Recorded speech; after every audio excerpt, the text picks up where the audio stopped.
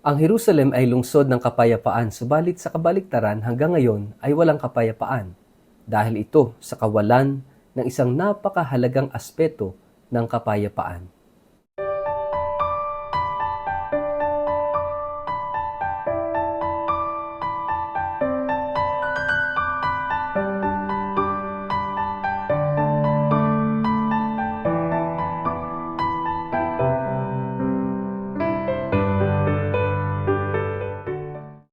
Ang mabuting balita ng Panginoon ayon kay San Lucas. Nang malapit na siya sa Jerusalem at natatanaw na niya ang lungsod, ito'y kanyang tinangisan. Sinabi niya, kung nalalaman mo lamang sa araw na ito kung ano ang makapagdudulot sa iyo ng kapayapaan. Ngunit ito'y lingid ngayon sa iyong paningin. Darating ang mga araw na magkakampo sa paligid mo ang iyong mga kaaway. Palilibutan ka at gigipitin sa kabi-kabila. Wawasakin na nila at lilipulin ang lahat ng iyong mamamayan. Wala silang iiwanang magkapatong na bato sapagkat hindi mo pinansin ang pagdalaw sa iyo ng Diyos. Mga kapatid, ang mabuting balita ng Panginoon.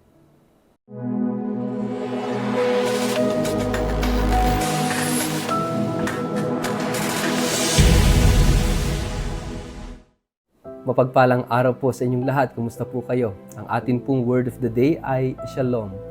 Bago po tayo magpalalim sa atin pong reflection ngayong araw na ito, kayo po muli kong inaanyayahan na wag kakalimutan na mag-like, follow at subscribe sa ating page na Word of the Day at Father Richard Lagos. Ganun din po, pakishare ang ating video ito sa inyong kapamilya, kamag-anak, kaibigan, mga kakilala sa social media para po sama-sama tayo sa pagiging media evangelizers at online missionaries na nagpapalaganap ng salita ng Diyos sa mundo ng social media. Salamat po sa more than 100,000 followers, strong followers ng Word of the Day. And thank you for being part of this mission by sharing the videos of the Word of the Day. Sana po hindi nyo lang po i-share sa Messenger, kundi sana ay i-share din po ninyo sa inyong mga profile, sa inyong mga walls sa Facebook at sa iba't ibang mga social media platforms. By this, tayo ay nagiging magkakasama sa iisang misyon ng ebanghelisasyon. Shalom, peace, kapayapaan. Ito yung kinakailangan natin. Ito yung bati ng mga anghel sa unang pagkakataon ng kanilang pagbisita sa mga pastol upang ipahayag ang pagdating ng Panginoon. At ito ang daladalang mensahe ni Jesus. Siya yung Prince of Peace, siya yung prinsipe ng kapayapaan. At ito yung dinala sa atin ng ating mahal na ina. To bring peace in the world, ang Diyos ay nagkatawang tao. Kaya nga, ito yung napakahalagang aspeto ng kapayapaan. Alam niyo po, hindi lamang mundo, hindi lamang warring nations like Israel, Russia, and iba't ibang bansa na may mga alitan. Dati itong North and South Korea, no? Maraming mga bansa ang mayroong alitan at ang kinakatakot natin ay ang pagkakaroon ng pandaigdigang digmaan. At sana ipagdasal natin na hindi mauwi sa ganitong klaseng digmaan, no, sa mundo, sapagkat walang nananalo sa digmaan, walang nananalo sa gera. Ang lahat ay talo sa ganitong sitwasyon ng buhay natin. Kaya sana patuloy natin na ipagdasal ang kapayapaan sa mundo.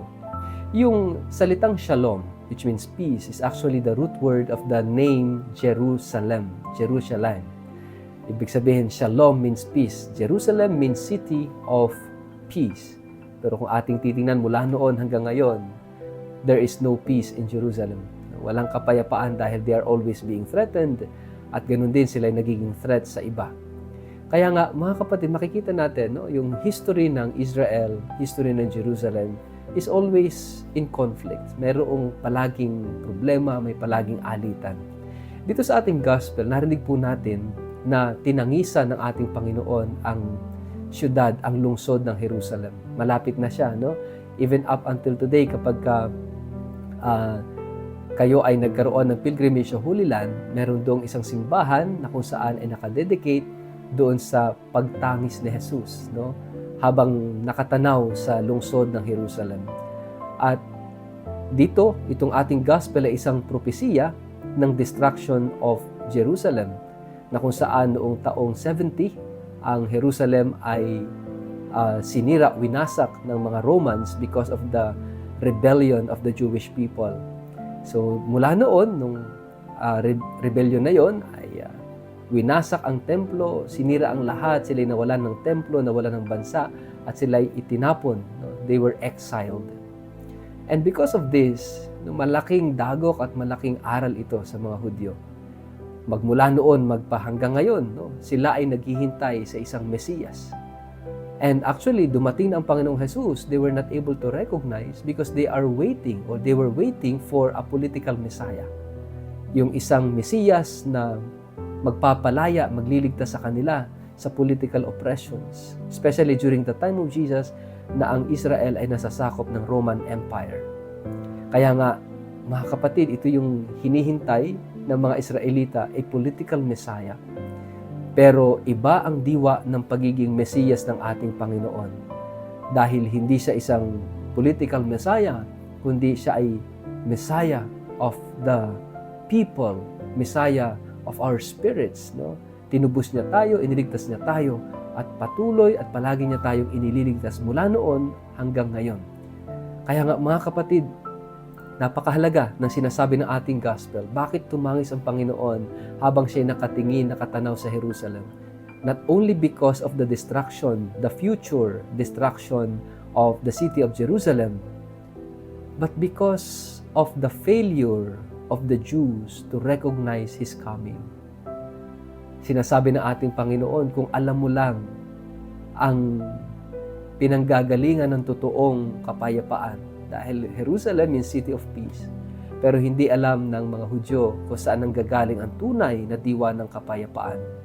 Kaya sinabi ng Panginoon, kung alam mo lang sana ang pinagmumulan at pinanggagalingan ng tunay na kapayapaan, hindi ka hahantong sa pagkawasak. And it happened in the year 70 na winasak ang Jerusalem. At ano nga ba yung kulang? Ano ba yung wala sa Jerusalem? Sa Israelite people, no?